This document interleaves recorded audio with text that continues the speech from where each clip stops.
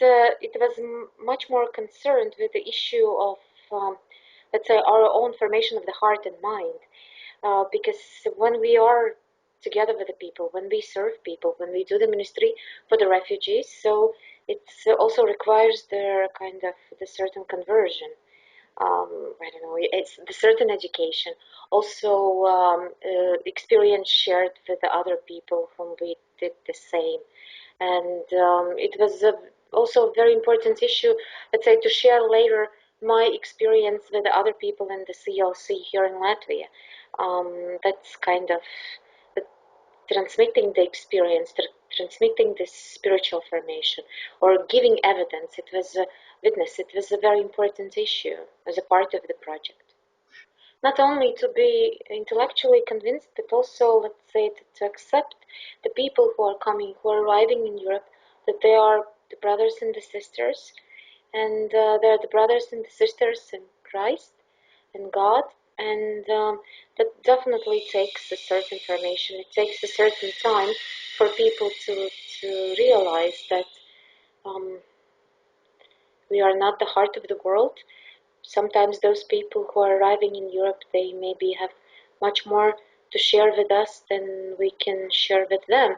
That this is kind of both way. This is, let's say, the spiritual formation going the both directions. It also requires the understanding of solidarity, the world, the global solidarity, because sometimes we are so, I would say, European-centric.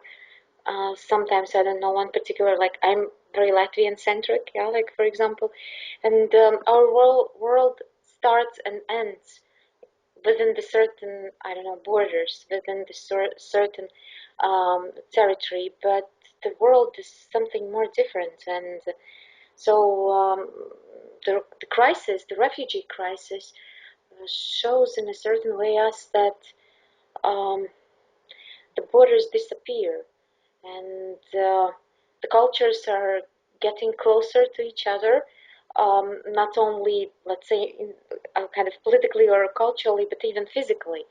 Um, this is probably the next couple of the decades will bring even more diversity in our European way of life. So either we embrace this issue. There's a Chinese saying that um, if there are strong winds, so you have to just bring the windmill, because the windmill, this is a kind of instrument of the further development. If there's a strong wind, it's useless to build the walls. Uh, so I think what we're doing right now in Europe, we are trying to bring back the walls. Not only we try to, let's say, the Europe is trying to separate from the rest of the world, but also within the Europe we try to separate each other, and this is not the best thing. It's not a good sign generally.